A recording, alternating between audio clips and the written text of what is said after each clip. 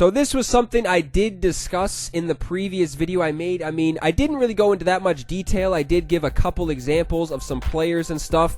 But this is going to be just some value cards you could possibly pick up. And then pick up for like barely anything, a couple thousand stubs at the most. And then eventually down the line in a couple months or whatever it's going to be, you could possibly sell them and make a shitload of stubs back, or you could just have some high golds and some diamonds on your squad and you only have to pay a couple thousand stubs to get these guys. So I mean, my recommendation too is I wouldn't, you can do it if you want. I'm just saying I wouldn't do this day one or the first couple days. This is just like the day one like stats are going to be day one. This is their overall, so it's not going to change or anything. Well, it's not going to change in like the first week or so, obviously, but I wouldn't pick up these guys in the first couple days because obviously the market is going to be, it's going to be hot. Everybody is going to be putting shit up in the market. Everybody's going to be putting shit up for like a lot of stubs. I would wait a couple days, at least maybe even around a week before you pick up these players because yeah, like eventually in like a week or so you might be able to pick up some of these guys for a couple thousand stubs. And then like I said, if they get off to really good starts or just have a couple good months and even like a really good season, first half of the season, even like down the line, you could possibly sell these guys and make a shitload of stubs and barely spend anything to get these guys. So this is just my opinion too of some value cards you should pick up, and then possibly you could, they're going to be skyrocketing up in the ratings or something, but this is just my opinion, although I'm sure a lot of people are going to be agreeing with this list because I know some people were pretty pissed. Actually, very pissed. Some people were extremely heated with some of the ratings for some of these guys, which is very understandable, but yeah, I'm just going to get this kicked off. Enough rambling on. Yadier Molina is an 84 overall to begin the season. Now, Yadier Molina, dude, he was a silver when MLB 16 was all said and done, but hopefully he can continue where he left off. And what I mean by that is, has anybody seen what Molina is doing in the WBC?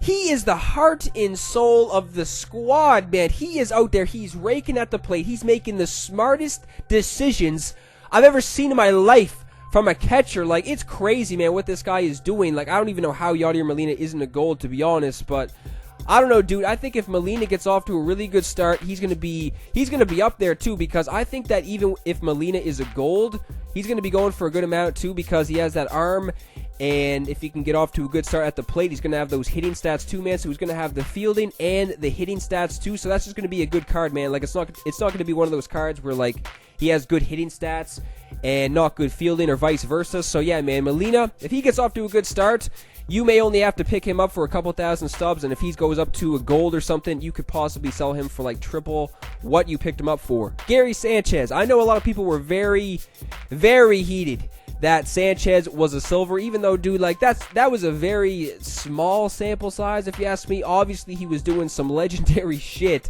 but I mean, he hasn't been in the league for that long, right? So you just can't give this guy like a crazy rating to begin MLB 17, but I really do think, though, if Sanchez does, do what he was doing when he was playing last season, he's going to be up there for sure, and I know he's going to have that power, too.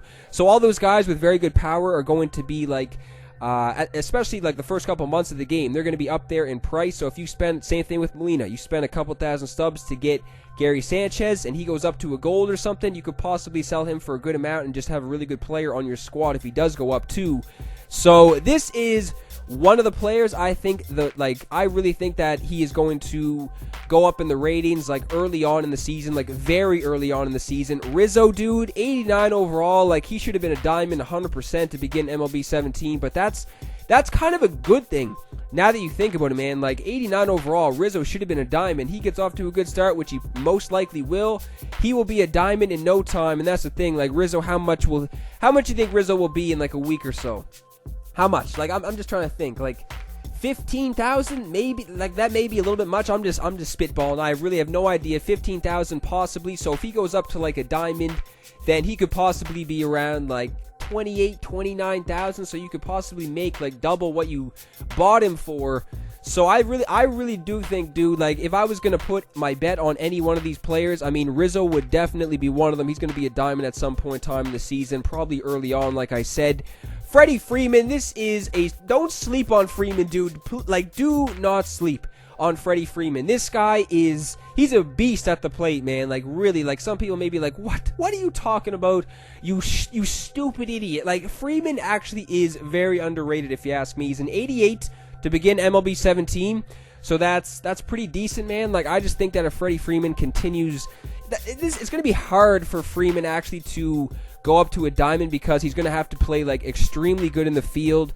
The hitting stats, they're probably going to be there. Like, he could get off to a really good start at the plate and he could still remain as a gold, you know what I mean, because the fielding stats might not be there. Like, some cards like Daniel Murphy in the game, I did not include on this list because, like, Daniel Murphy, the fielding is, you know, mediocre at best. So I mean, Daniel Murphy would have to come out and play like Roberto Alomar in his prime if he wanted to get up to a diamond, you know what I mean? So, like, yeah, like, Daniel Murphy, I wasn't really thinking about putting Daniel Murphy on this list. I just think that, you know, that would be the reason why Daniel Murphy would become a diamond, if he would play amazing in the field, because obviously the hitting stats would be there. But Freeman, do not sleep on Freeman. That's all I'm saying. Do not sleep on Freeman is all I ask for everybody. Baez, I was kind of hesitant on putting Baez on this list. He's an 81 to begin the season, but dude, I don't know. Like, Baez, man, like, I know some people may not agree with that, but I just think that Baez may get off to a really good start again. He had a really good WBC so far, if you ask me. Like, he's been doing really good at the plate, and obviously dude, he's crazy in the field. Like, the base running too, like, that's the thing that some people may not realize about Baez. His base running ability is insane, dude. Like, the way he can, like, avoid tags and stuff. Like, obviously you can't, like, avoid tags controlled on your own in the game and stuff, but just, like, the base running, and he has half decent speed, and the fielding. If he gets off to a good start at the plate, we can definitely see Baez go up to a gold, so you could possibly pick him up for barely anything and then sell him for a good amount. Like I said about all these cards, that's pretty much what the point is about all these cards. You could possibly buy them for pretty cheap, and then when they go up in the ratings, you could possibly sell them or just even keep them on your squad if you want to have like a good high overall or something. But yeah, man, this is the point of this video, is you could possibly make some stubs for picking up cards for barely anything pretty much. So Baez, definitely, dude. Trey Turner, he's an 88, and he can play multiple positions. He has that speed, and I think Trey Turner too. He just has to get off to a really good start at the plate. And maybe, just maybe, like, I don't know, 88 is something that, you know, sometimes people who are like 87, 88 overalls, they don't really move that much in the season. Like, they could have like a really good season and they'll still be like an 88 overall when the season is all said and done. But Trey Turner, I wouldn't really guarantee anything on him. Like, he could possibly stay a gold for the whole season. I'm just saying, personally, I think that if he plays really good, he could possibly make his way up to a diamond. So this is just one of those guarantees as well, man. Troy Tulowitzki, like, what are they even saying, dude? Like, if any card was disrespected in the live series ratings, it was Tulowitzki, man. 100%. He was a diamond to begin MLB 16. Some people may forget about that. He was a diamond. I think he was a 96 when MLB 16 was out, man. Like, 83?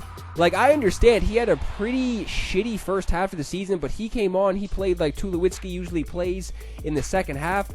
You know for sure, dude, Tulowitzki is going to be at least a gold in the first couple weeks. He's probably going to make his way back up to a diamond if he has a really good, you know, first half of the season. I just think, like, last year, man, the first half of the season just really killed Tulowitzki. And if he just has a really good first half of this season too, he's going to be definitely like an 88, 89, possibly a diamond as well, because everybody knows what Tulowitzki can do. So I mean, really nothing else needs to be said about Tulowitzki, because it's almost a guarantee actually.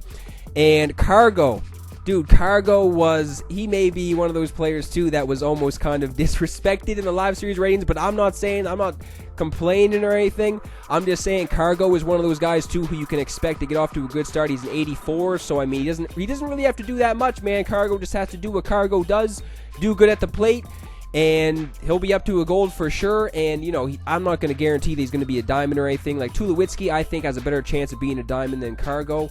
I mean, Cargo was like an 89, I'm pretty sure, when MLB 16 was all said and done.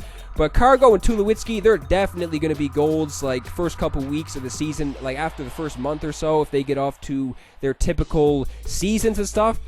And this may be a little bit of a sleeper too. I just wanted to throw this card in, even though he's not really a silver and he's not really close to becoming like the next tier of players. But Andrew Benintendi is a 77 overall to begin MLB 17. When he played last season for the Sox, he was doing really good. He kind of got injured at the, late in the season, so unfortunately he wasn't able to play that much late in the season. But dude, if he plays the way he did when he did play last season, I think he's going to be at least, a gold at some point in time in the season. Like, yes, he is a 77 overall, so he's going to have to do really good. But when he did play, he did do really good. So if he plays like he did last season, he's probably going to be up there for sure. Just wanted to throw that card in kind of as a sleeper pick. But that's pretty much it for this video, man. Just wanted to go over some cards for if anybody wanted some tips, or just some, if anybody just wanted to know what card they should pick up. If they're not putting money into the game and they just want to know what cards they should pick up and not spend that much stubs on. Because, yeah, dude, you could possibly pick up some of these cards for a couple thousand stubs, and then later on, God knows when it could be. It could be a couple weeks, it could be a couple months, it could be the whole season, but at some point in time, some of these cards may be high golds, even diamonds, and you could possibly sell them or just have a really good squad for only spending a couple thousand stubs on each of these players, too. So let me know, too, if you think there was some players I may have missed, some players that you think are going to skyrocket up in the ratings. But, yeah, man, that's pretty much it. The game is a week away. MLB 17 is 7 days away. That's insane. I will see everybody in the next video.